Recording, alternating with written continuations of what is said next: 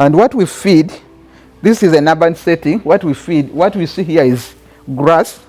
This is the Chloris Guyana or Rhodes grass.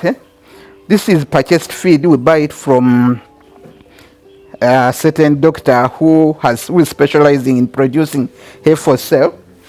Then in these drums here, there is the Brewers spent grain. We use it at milking time.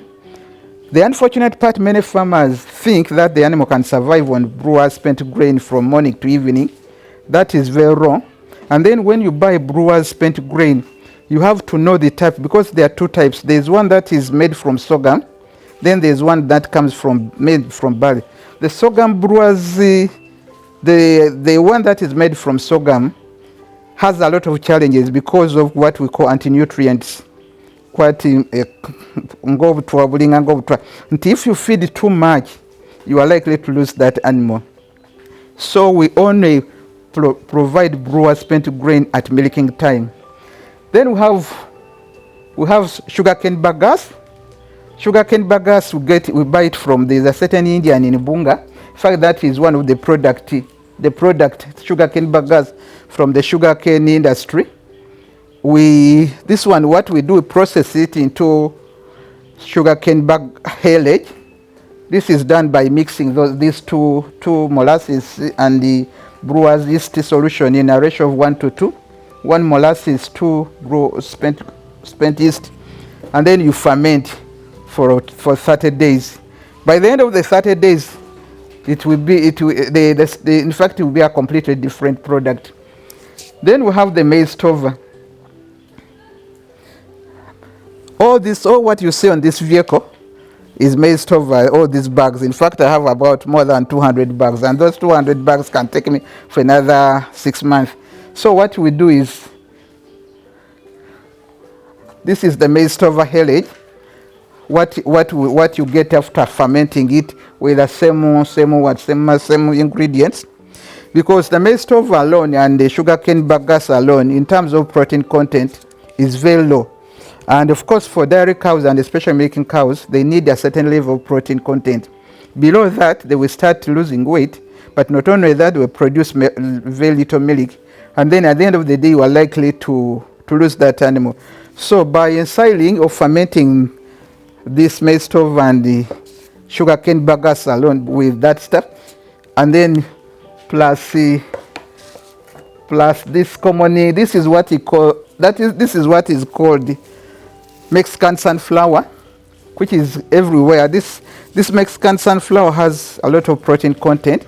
So because we want to improve the protein content of this stuff, we go around and have, this one is found everywhere along the roadside. It is called Mexican sunflower because of this flower.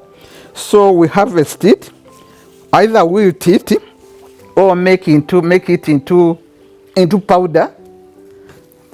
This is the same. This product is from here, from the same. So, and then we mix with all the maize stover, and then we ferment. At the end of the day, because this one alone, in terms of protein content, might even be less than 4%. But if you mix it with this Mexican sunflower, molasses, Brewers yeast solution, you are likely to get a protein content of over 12%, because a dairy cow, a lactating cow, should have at least a minimum of 16% in terms of protein content.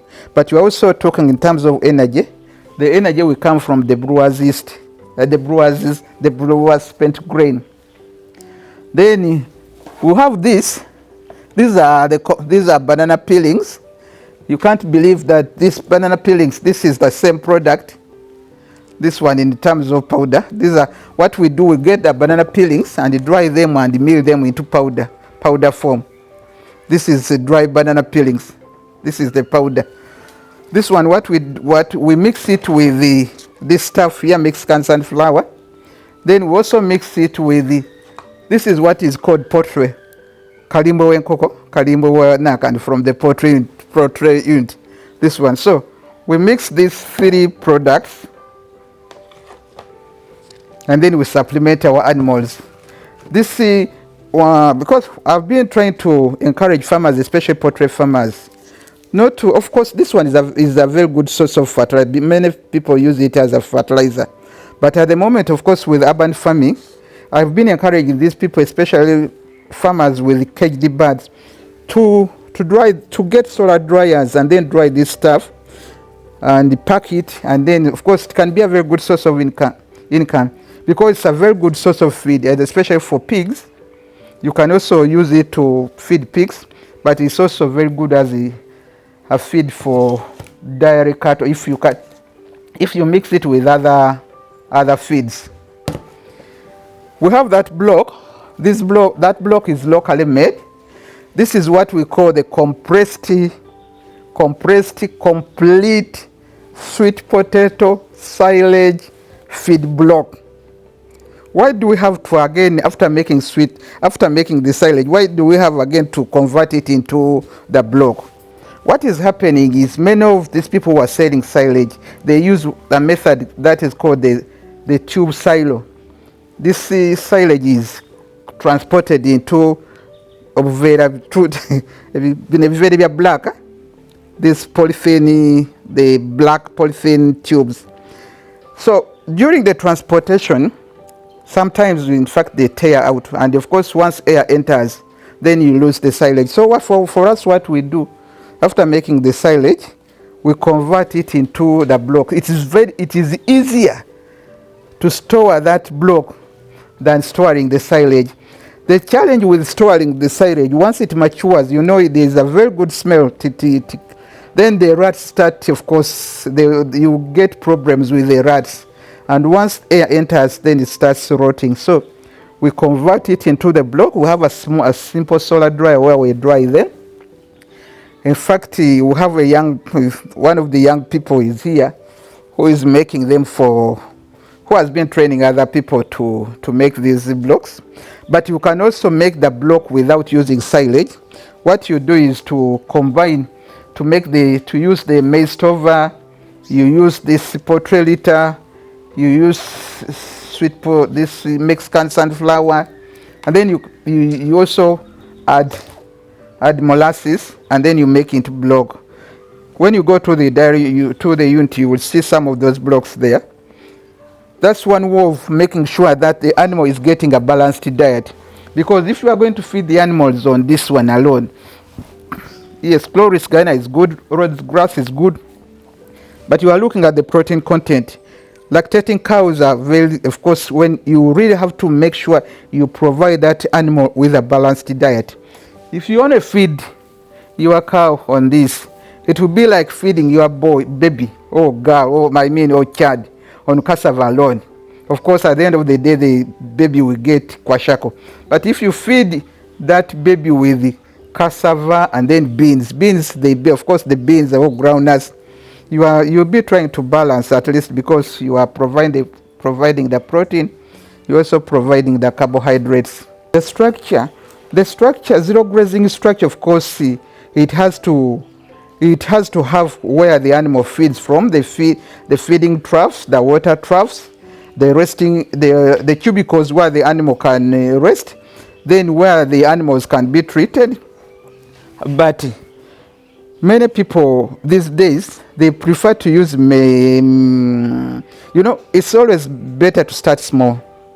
And it's always better to look at how much you are going to get out. Because if you are going to construct a structure that is going to take you 15 millions, and you are not going to get that money back, then I think you can as well forget. I always believe in starting small and using locally available materials.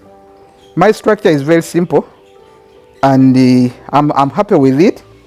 The animals give me some, at least a reasonable amount of milk. The required meters are there, because it should be, a cubicle should be at least 7 feet.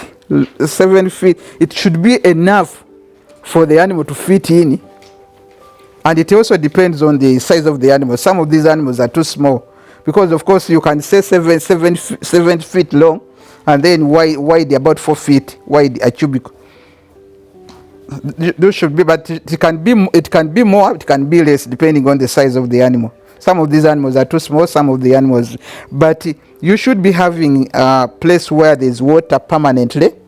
You should be having a place what the feed troughs, and those feed troughs should be having feed throughout 24/7.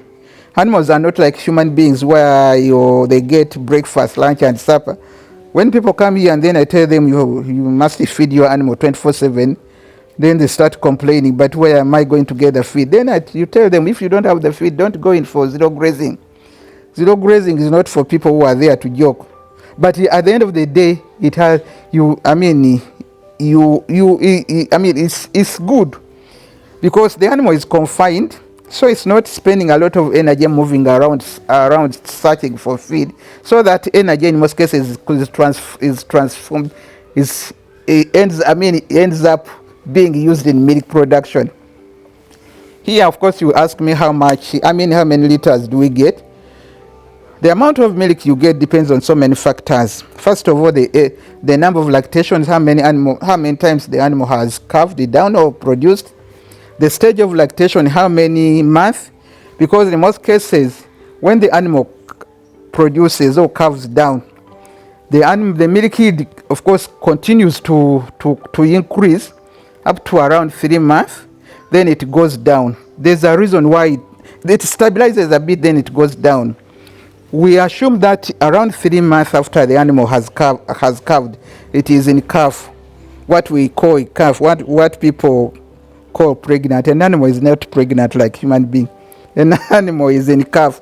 So after that, it goes down, of course, because of the demands. The animal is lactating, at the same time it is in calf. So in most cases, many times farmers don't provide the required amounts and the quality and the quantity the animal requires. That's why many animals lose weight after calving down. But here, our milk production ranges between 15 liters to 32 liters, and these are crosses. Yes, but it also varies depending on the type of feed we have given the animal, whether the animal is sick. By the way, we rarely get sick animals here, because we try to control the diseases as much as possible. This is a small area. And then we also try to make sure that we keep the place clean, because we have our neighbors. You don't want to inconvenience neighbors with the manure smelling all over the place and what.